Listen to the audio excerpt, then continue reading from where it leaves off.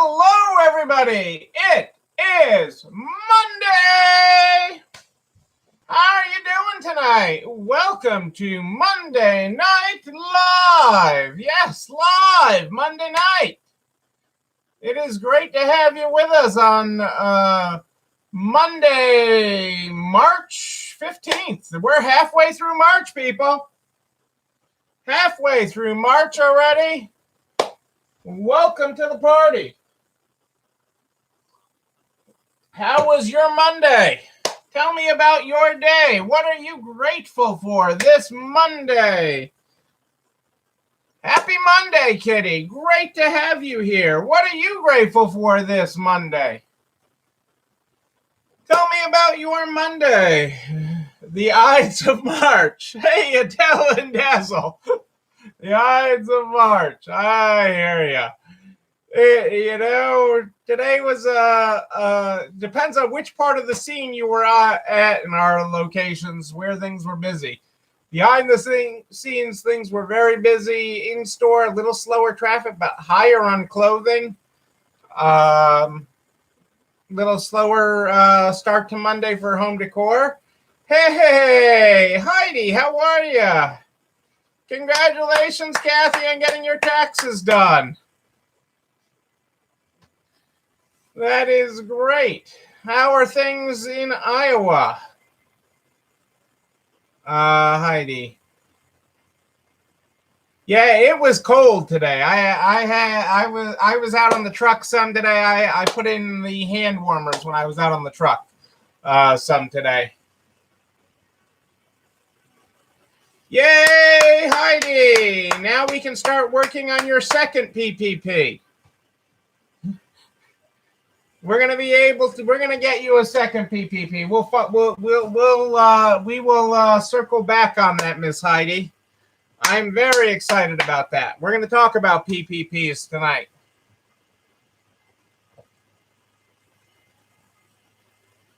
Yes, if you have any problems with the Facebook video, we are broadcasting tonight on both YouTube and Facebook. You can find us there. And Cassandra put the link right in the comments there. Rainy and sleety in Indiana today. Yuck. Yuck, Indiana. It was just brutally cold here today. But it's a short-term thing, people. Saturday's the first day of spring. We are full steam ahead to spring. Customers are hot for the spring clothing. We are headed to spring. They want the brighter colors and in home decor. They are itching for spring. Itching all over for spring.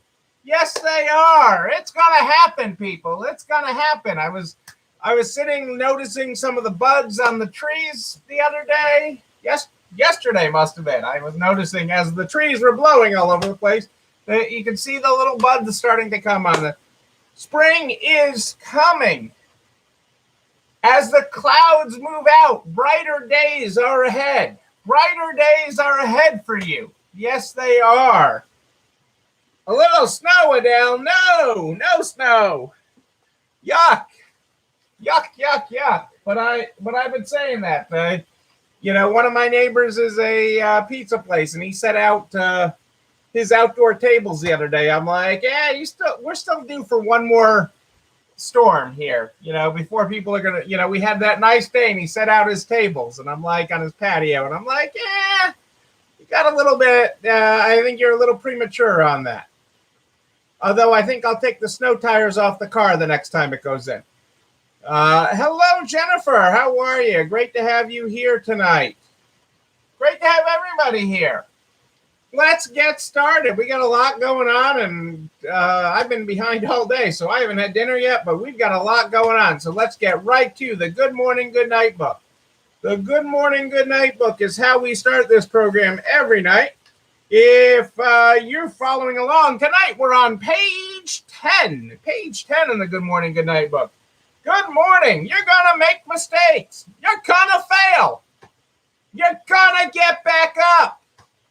You're gonna break some hearts. You're gonna change some minds. You're gonna make some noise. You gotta make some music. Sing a song. Sing out loud. Sing out proud. I'm not supposed to sing on this show. You're gonna be late. That I'm good at. Let's go. That is your good morning today. That is your good morning with some Neil edits on there. Well, I'm glad to hear everybody is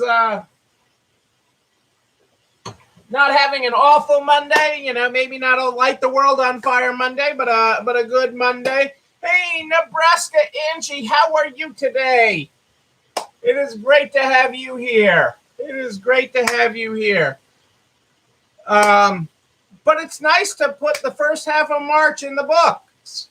The first half of March is done and is in the books, and it doesn't look too shabby.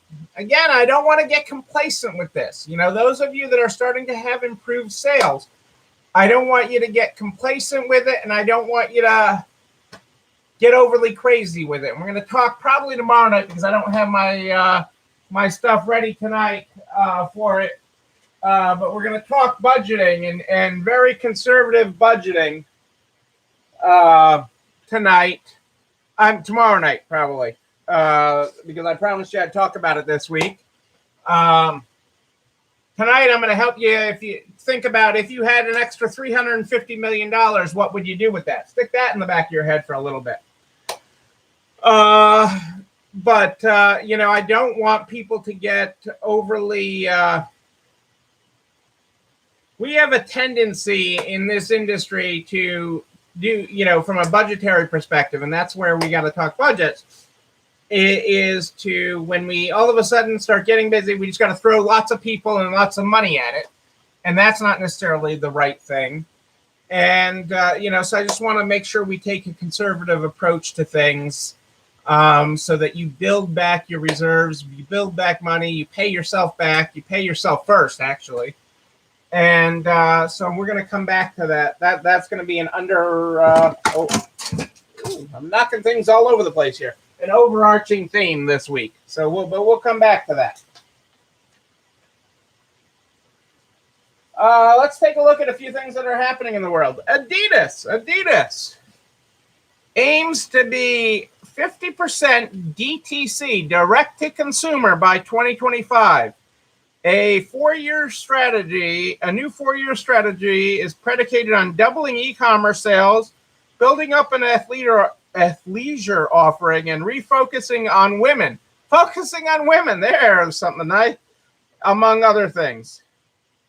You know, Nike recently, you know, stopped its in-store sales and everything else, and it cut off a lot of their things. So that's going to be interesting. You know, I mean, that's a big bet there to go for to 50% direct to consumer, while also increasing sales each year between 8 and 10%, and growing net income between 16 and 18% each year. So, I mean, I agree you can grow net income if you grow direct-to-consumer sales, if you're cutting out all your supply chain costs. But that is a lot of revenue there to make up when you have other people doing it. You know, when you have all these other channels doing it for you. Eggos is measuring parent stress. Parent stress in the mornings with the legometer. A social listening tool to measure the stress that parents feel in the morning as they help their kids get ready for school. The campaign for Eggos includes paid social, online video, publicity, and shopper promotions, and includes personalized videos from celebrities such as Melissa Joan Hart, Sean Johnson East, and Mark Ingram II, who are also parents. Who knew celebrities could be parents? Eggos also creates a landing page with content from fellow parents, advice on diffusing tension, and a chance to win free waffles as part of its 1 million waffle giveaway. You could win a waffle. Hey, Kelly, how are you? Each Wednesday, they will post a legometer reading on social media to highlight parental stress levels after they studied conversations on media. Uh, they found historically that this Monday morning, is one of the day after daylight savings time is one of the highest pressure mornings for parents who are dealing with cranky, sleep deprived kids. Oh my God, they were giving away 100,000 waffles today. 100,000 waffles. That's a lot of waffles. You know, any way you toss it, that's a lot of waffles. I'm just saying. I like this quote today. The size of your dreams must always exceed your current capacity to achieve them. If your dreams don't scare you, they're not big enough. Think about that. The size of your dreams must always exceed your current capacity to achieve them. If your dreams do not scare you, they are not big enough. And, I can say if you're always hitting your goal, if you're always hitting goal, you're not dreaming big enough. I mean, is another way of saying this. Yeah, Molly. I mean, if you're not dreaming big enough, okay, if you're always hitting your goals, you should know you're going to fall short. You're going to fail. Just like the Good Morning, Good Night book today says, you're going to fail sometimes. I mean, Warren Buffett talks more about his losses, okay, than his wins, okay, because those are learning experiences. Bill Gates does the same thing. You talk about not everything's a home run, people. Not everything is a home run. And that's okay. It's what lessons you gain from them, what insight you got, okay? Because if you're always hitting home runs, you're not dreaming big enough. The wall isn't far enough away. It's not high enough. It's not big enough. You got to stretch. You got to be stretching. Okay, I mean, when I come up with crazy ideas, and some of my ideas scare other people, but I mean, and it's not that we have any clue how I'm going to do, how we're going to make when I have a crazy idea, and I bring it to the team, and I'm like, yeah, this is what my thought is, It's not like I have the plan when I do that of how we're going to do it or how we're going to implement it or how we're going to get every piece of clothing online or what we're going to do. It doesn't matter what the goal is. Okay? It matters that it's big enough. Okay? That it's out there. Okay? That you're reaching, that you're pushing yourself, that you are pushing. Keep on pushing. And that's what that says. And that is a quote from Ellen Johnson Sirleaf, the 24th president of Liberia, the first female head of state of Africa, and a Nobel Peace Prize recipient. I've heard that said a bunch of different ways, but it is that is, you got to keep on pushing, people. You got to keep on pushing, and if this pandemic hasn't taught you anything, it's push, push, push. What are you doing on St. Patrick's Day? How about some Krispy Kreme St. Patrick donuts? The luck of the donuts are available now through St. Patrick's Day. The 4 flavors include Lucky Unicorn, Lucky Leprechaun, Lucky Gold Coins, and Lucky Sprinkles.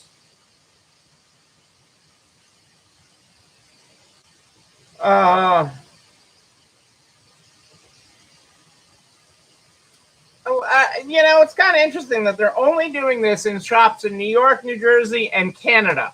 Okay, I can't even go to Canada. I can't even go.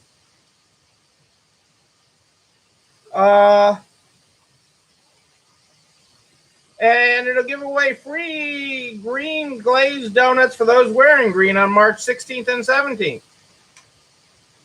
So, hey, Krispy Kreme is getting creative.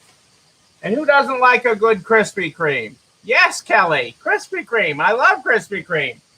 I love getting the hot light. I mean, we don't have any around here. I mean, it's a 2 hour, well, not quite 2 hour drive to the closest one. And, but that's, Shamrock Shake sound better. I don't do a Shamrock Shake. I appreciate the sentiment, but I don't do a Shamrock Shake. But, that is, you got to get creative. And green donuts and everything, what the heck? Why not? Why not? The luck of the Irish. I forget I'll have to see with my sister. I forget, she has a cute saying that she wears every year. I will find it out on her pin. I talked to her this morning, but I don't remember her St. Patrick's Day pin. It is funny. I'm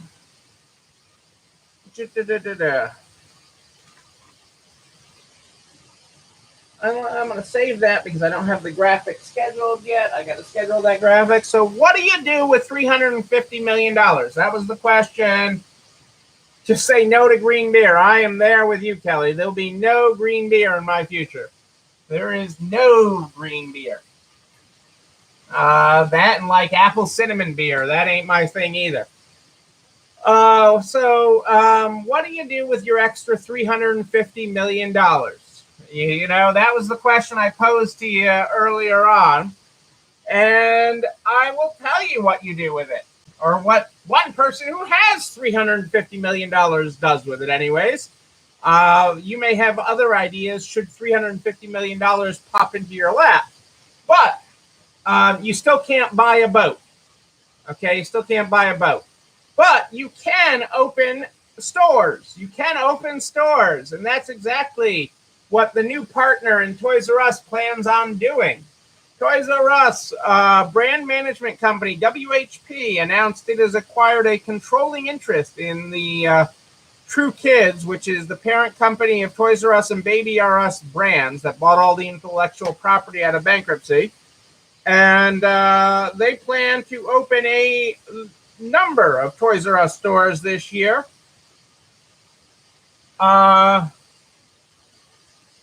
We're in the brand business, they say, and Toys R Us is the single most credible, trusted, and beloved toy brand in the world. And we're coming off a year where toys are just on fire, and for Toys R Us, the U.S. is really a blank canvas.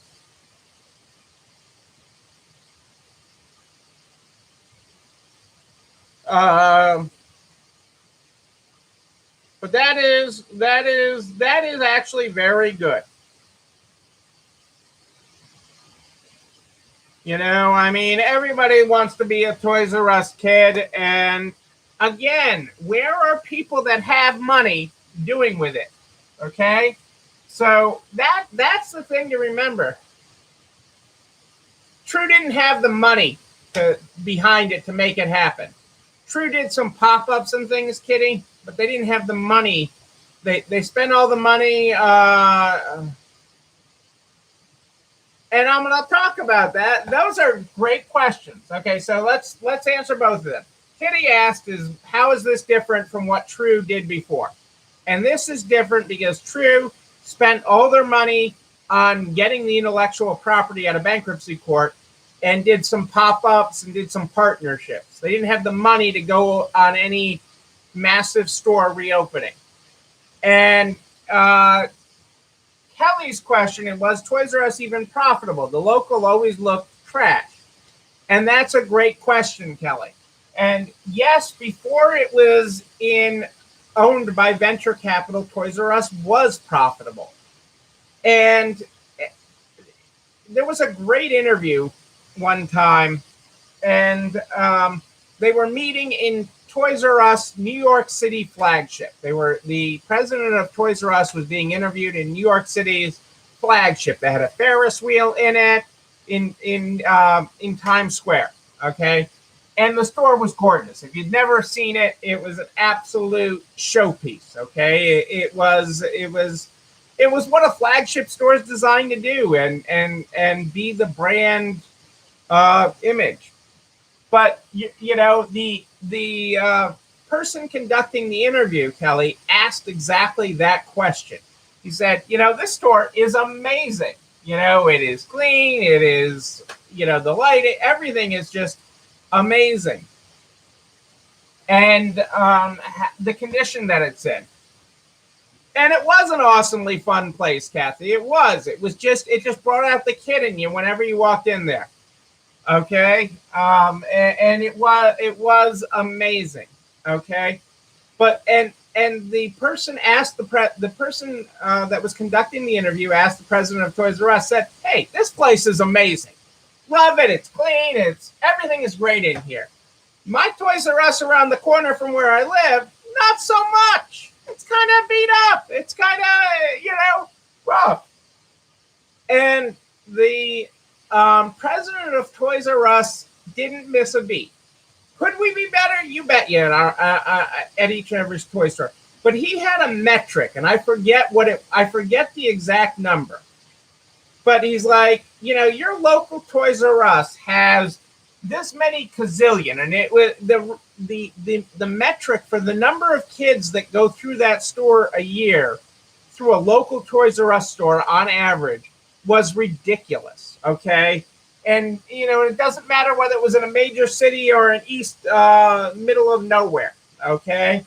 It could have been in Cedar Rapids, Iowa. Okay. Or out in the middle of the cornfield. If Heidi's still with us. Okay. Or in Albuquerque, New Mexico. Okay. It didn't matter where it was. Okay. Those stores all on average had incredible traffic. And when he calculated the amount, that number, it had me start calculating the amount of the number of kids that come through our store every year. Okay. And, we started as a kids store, Cutie Patooties. We started as that. That's what we started with. And there are times, our store doesn't look so great, but we let kids, you were born in Cedar Rapids, Molly. How about that? Cedar Rapids is fun. I got stories from my time in Cedar Rapids. I have stories. Actually, Molly, my stories make a lot of sense now with your town in Colorado. My Cedar Rapids stories. They're very similar stories. But I digress. But, if you are in a business that deals with lots of kids, now, I know Kitty started as a kid's store like we did as well.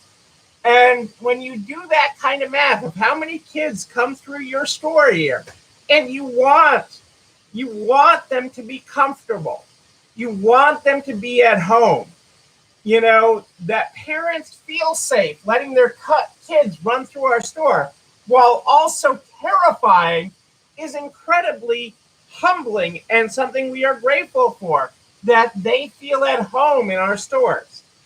Okay, and they feel safe in our stores, letting their kids run wild, per se.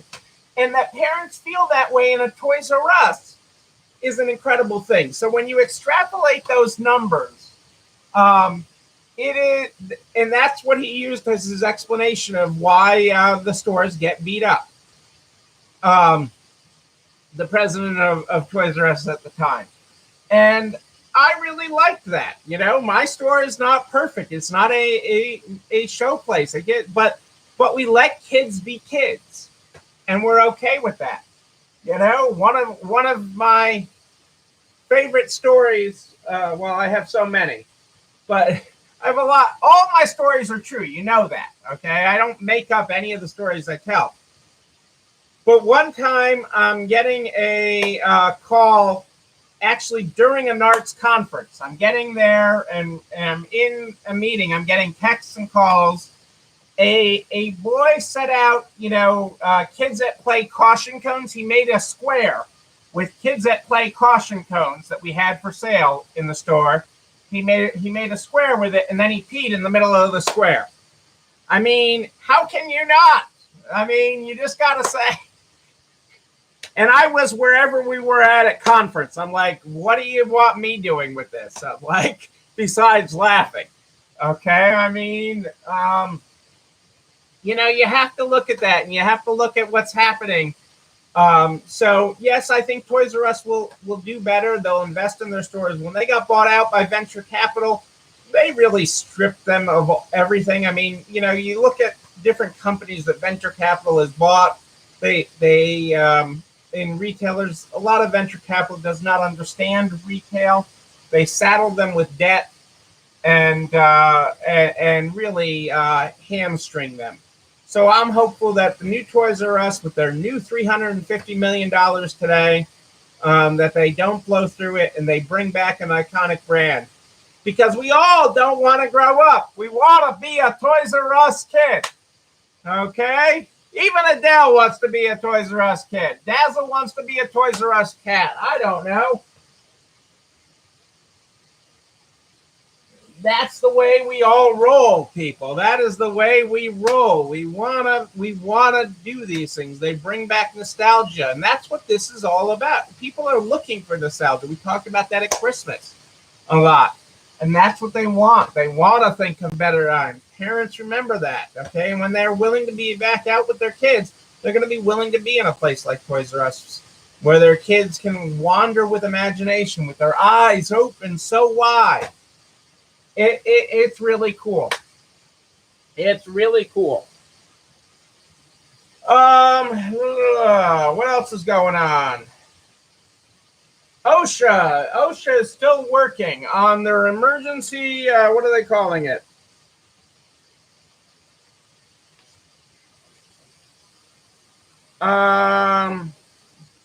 Emergency temporary standard. There is still a big push to get OSHA to issue an emergency temporary standard.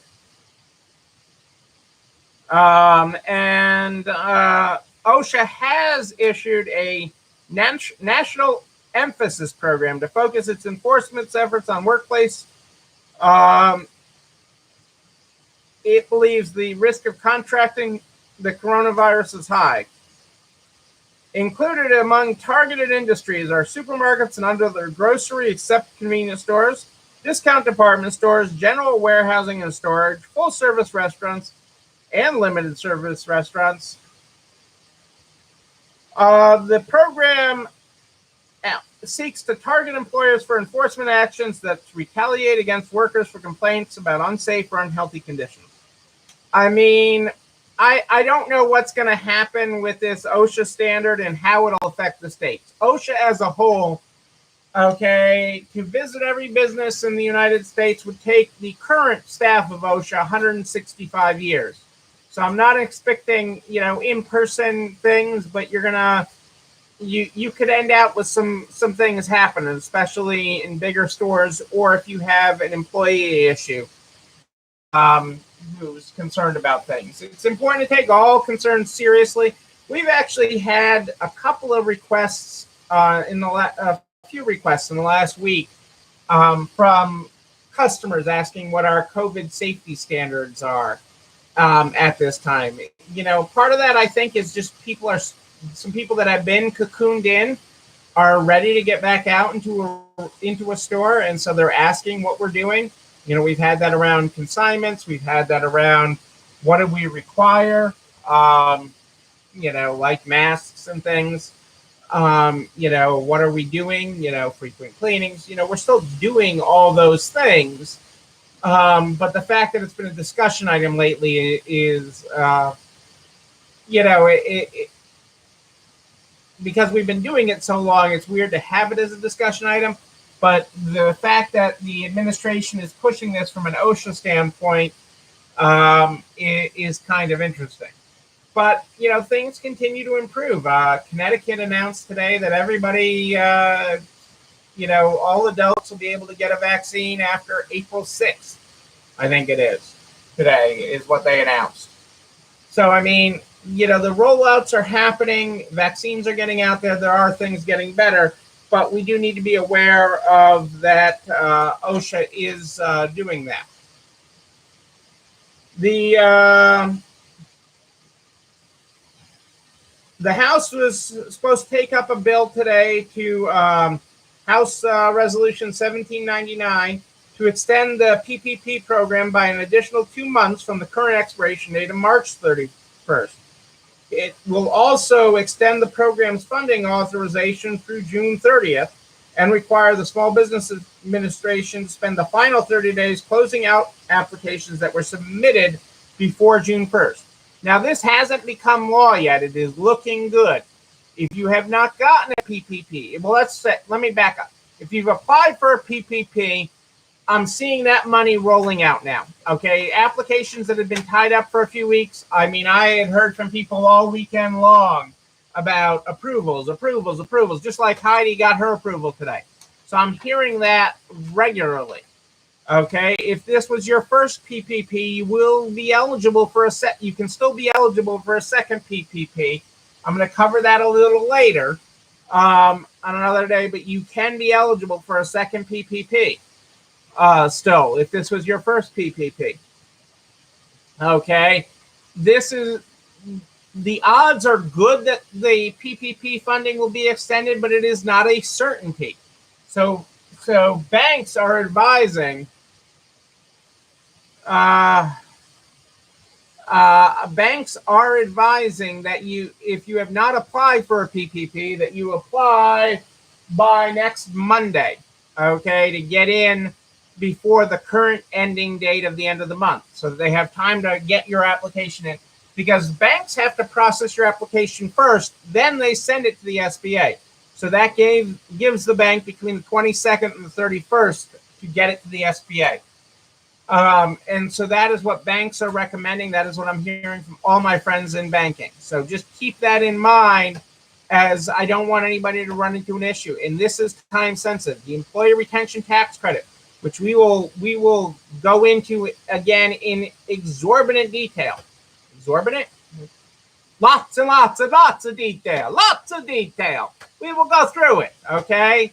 And we will go through forms and everything. But that is not time sensitive. We got 2 years on that, people. We got 2 years. You had a lady, Kitty, ask, so you've been letting items sit for 2 days before sorting, and you had somebody ask how long that'll be in effect. That's still not where it's coming from. Go back to my CDC call early on in this and don't lick the clothes.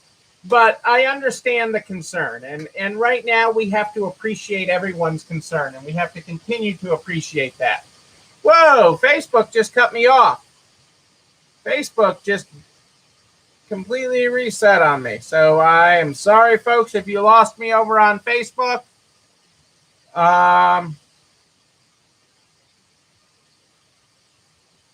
I don't know what the heck just happened there. Facebook just completely trashed me. I don't know what happened. It didn't want to know about any COVID cleaning. But it's important that we respect people on it right now and continue to do so. That will continue to wane as things get better. But, the fear is still real. Again, the virus is still real, people. It is real. And the things that are happening right now on a state-by-state basis are political decisions, not medical decisions. They are political decisions, lifting of restrictions, etc., as we approach a year here. But you know what? This video and everything that I talk about goes over to narts.org/resale strong by noon the next day. All the files, everything that I talk about goes over to narts.org/resale strong by noon the next day. Everything's over there, including a direct link to the YouTube channel. You're not alone running this store, where you can like, comment, subscribe, and ring the bell so you know when a new one drops. You can also share it with all your friends in business, butcher, baker, candlestick maker, so that we can help everybody get across the finish line, no matter what they're doing. We want to help everybody get across the line here. I am here every night in the Narts private Facebook group and streaming on YouTube live at more 8 than ish. But if you have a question in between, you just email me, Neil, Neil, at ECIstores.com, Neil at ECIstores.com. We start this program every night with the Good Morning, Good Night book. The Good Morning, Good Night book is how we start this program. Tonight we're on page 10. Good morning. You're going to make mistakes. You're going to fail. You're going to get back up. You're going to break some hearts. You're going to change minds. You're going to make some noise. You're going to make music. You're going to be late. Yes, I am. Let's go. Your good night tonight is good night. You're going to fall down. You're going to be tested. You're going to learn about yourself. You're going to get brave. You're going to take stands. You're going to make waves. You're going to make history, people, history. You're going to need to rest up. Yes, you are. Ladies and gentlemen, sorry for the Facebook issues tonight if you got dropped there, but that's why we're doing the two streams right now, because sometimes the internet can be wonky. But I am Neil Abramson, you know that? I do like a good party, a wedding, a bar mitzvah even. We will party again. We will party in person. But until then, and until tomorrow night at more 8 than ish, know that you and you, but most importantly you, yes you, I see you there. You're not alone running this store. Have a great night, everybody. I'll see you tomorrow. It's time for dinner.